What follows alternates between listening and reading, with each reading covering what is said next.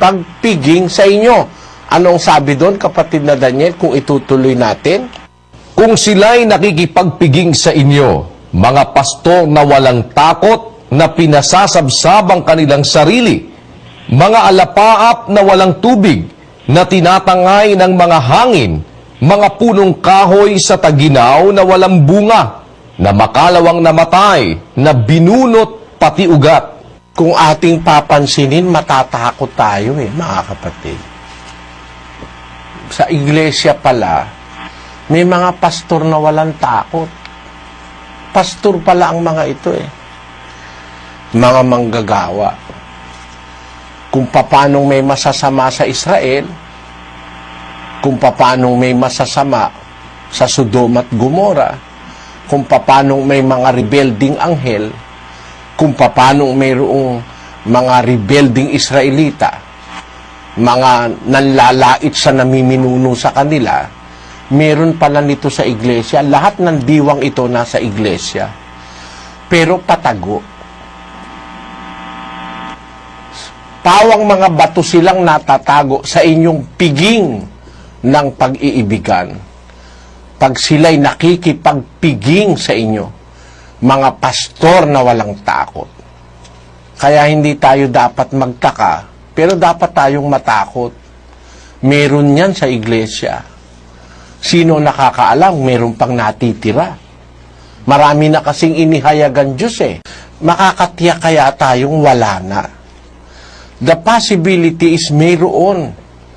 May posibilidad na meron yan talaga, na maaaring meron pa. Nakatago lang sa ating piging ng pag-iibigan. Mga pastor ito, mga manggagawa ito na walang takot. Pinasasabsab ang kanilang sarili. Hindi ang dapat ipakain sa miyembro yung pagkain sa kapanahonang ibinibigay ng katiwala ng Diyos, kundi ang ipinakakain nila yung kanilang sarili.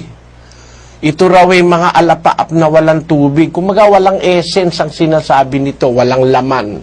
Ang kayang lukohin nito yung mga dopol, saka yung mga bopol, at saka yung mga gonggong. Na itong mga taong ito, tangayin ito ng mga hangin.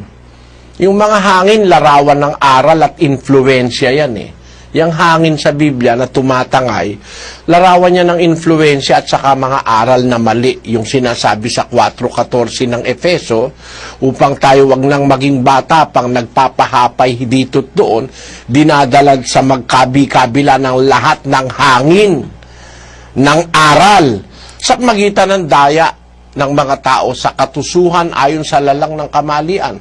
So maraming kahulugan ng hangin mga impluensya, mga aral. Kaya nadadala sila ng mga impluensya ng pera, impluensya ng chismis, impluensya ng kung ano-anong bagay na masasama.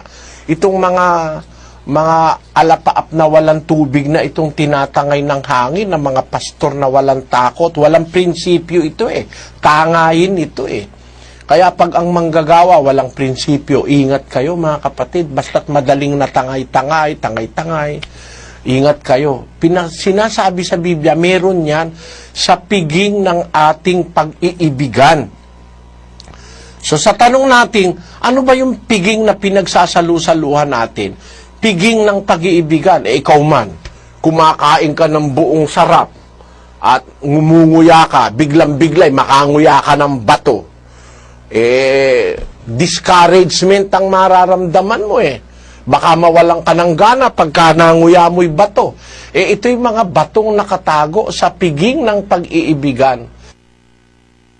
Nakatago ito. Alam mo kung bakit ito nakatago, kapatid na Daniel? Ang sabi dun sa 5:11 hanggang 13 ng unang Korinto. Pakibasa mo nga, kapatid na Luz. Datapwat sinusulatan ko nga kayo, na huwag kayong makisama sa kanino mang tinatawag na kapatid, kung siya'y mapakiapid, o masakim, o mananamba sa Diyos-Diyosan, o mapagtungayaw, o manglalasing, o manglulupig. Sa gayoy huwag man lamang kayong makisalo. Sapagkat ano sa akin ang humatol sa nanga sa labas? Hindi baga kayo nagsisihatol sa nanga sa loob? Datapwat sa nanga sa labas ay Diyos ang humahatol. Alisin nga ninyo sa inyo ang masamang tao. Kaya pala yan nakatago. Kasi paghayag kang manlalasing, nahayag kang ikaw manlulupig, maninirampuri, nahayag kang masakim, nahayag kang mananamba sa Diyos-Diyusan, ipinapatiwalag para wag silang matiwalag, nagtatago sila, kapatid na Daniel. Nakuha mo yung punto ron?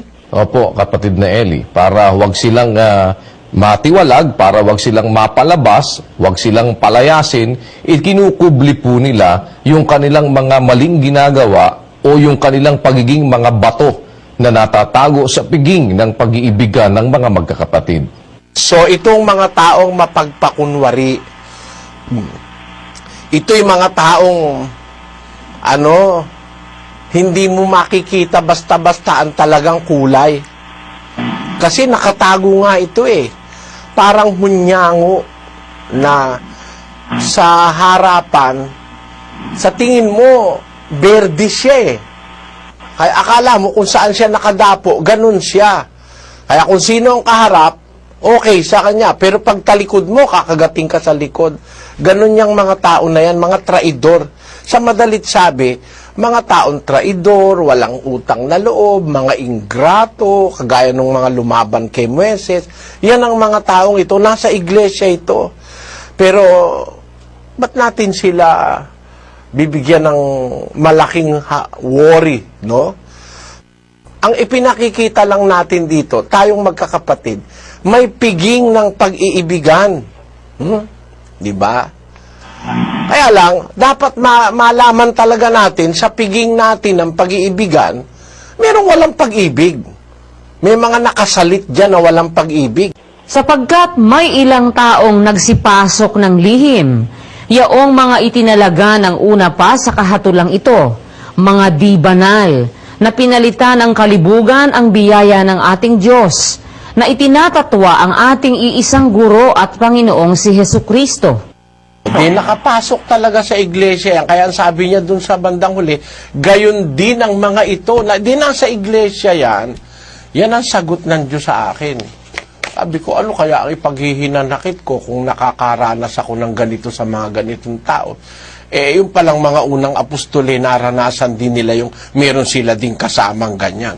At ang masakit, mararamdaman mo yan at yung presensya niyan, mabubulgar sa'yo, mabibigla ka na lang. Saan? Saang particular time? Pag nasa piging tayo ng pag-iibigan, kapatid na Luz. Kung kailan yung height ng pag-iibigan, dun maglilitawan itong mga taong ito. Kung kailan tayo nagpe-piesta kasi yung piging, piesta yun kapatid na Luz Dun lumilitaw yung mga tao na yan, na mga pastor na walang takot, mga manggagawa na pinasasabsab ang sarili. At yan, ginarantyahan ni Pedro na meron talaga niyan. Sa ikalawang Pedro 2:1 hanggang 3. Ngunit may nagsilitaw din naman sa bayan na mga bulaang propeta, na gaya naman sa inyo'y magkakaroon ng mga bulaang guro, na mga papasok sa lihim ng mga makakapahamak na mga hidwang pananampalataya, na itatatwa pati ang Panginoon na bumili sa kanila, na mga tataglay sa kanilang sarili ng madaling pagkapahamak. At maraming magsisisunod sa kanilang mga gawang mahahalay, na dahil sa kanila ay pagsasalitaan ng masama ang daan ng katotohanan. At sa kasakiman, sa mga pakunwaring salita ay ipangangalakal kayo. Yan, kaya namin sinasabi mga kapatid, tuwing meron tayong piging ng pag-iibigan, mararamdaman mo sa pasalamat, yung piging natin, nandyan yung mga yan sa talitalikod, sa tabi-tabi. Tumututol na pala sa teksto, hindi pa natin alam dahil nasa likod-likod nasa tabi-tabi bakit sinasabi bang piging ng pag-iibigan yung ating pagsasalo-salo sa iglesia? Sabi ni San Pablo kasi, meron tayong mga nakatagong mga bato sa loob ng iglesia, mga nakatago sa ating piging ng pag-iibigan. Kasi kung nakabulgar yan, hindi tayo maluloko Kung yan ay bulgar na manlalabag, manlalasing, manlulupig, maninilampuri, titiwalag natin yan eh. Sabi pa nga ni Pablo, sa ganyan, wag man lang kayong makisalo. Di ba sabi niya dun sa 5:11, sa gayoy, wag man lang kayong makisalo. Dahil may pigi nga tayo ng pagsasalo-salo eh. Bawal makipagsalo-salo tayo dyan. Kaya ipinapatiwalag, alisin nyo sa inyo masamang tao. Pero, kung meron man tayong kasalong ganyan, hindi bulgar, nakatago nga sa mga sulok-sulok dyan, di ba? Bakit ba sinasabing yung pagsasalo-salo natin piging ng pag-iibigan? Na sa piging na yan, hindi dapat meron tayong kasalong masasama eh. Dapat talaga wala tayong kasalong masasama eh. Kaya nga, pag alam natin, pag sinususpindi natin eh, o pag alam natin, tinitiwalag natin. Pero hindi naiiwasan, meron pa rin nakikisalo sa atin. Dahil nakatago nga sila, yung kanilang kawalangyaan, nakatago, nakakover up, nakakonceal. Ngayon, bakit ba yan tinatawag na piging pag nagsasalo-salo tayo? Pakibasa mo kapatid na Daniel yung 24:45. Sino nga baga ang aliping tapat at matalino na pinagkatiwalaan ng kanyang Panginoon sa kanyang sangbahayan upang sila'y bigyan ng pagkain sa kapanahunan? Mapalad yaong aliping kung dumating ang kanyang Panginoon ay maratnan siyang gayon ang kanyang ginagawa. Kaya pala may piging ng pagsasalo-salo. Meron palang mayordomo sa bahay ng Diyos sa sangbahayan.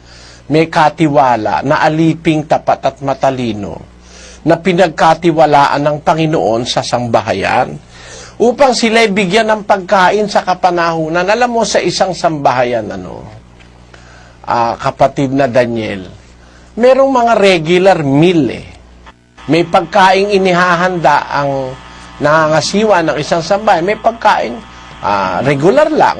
Regular, pagkain. Ganyan. Ngayon, pero merong pagkain sa kapanahunan. May panahon na may piyestahan merong feast. Merong pista sa isang sambahayan na masagana ang handa. Maraming handa. Kumbaga sa literal, may lechon na, may murkon pa, meron pang kare-kare, meron pang minudo,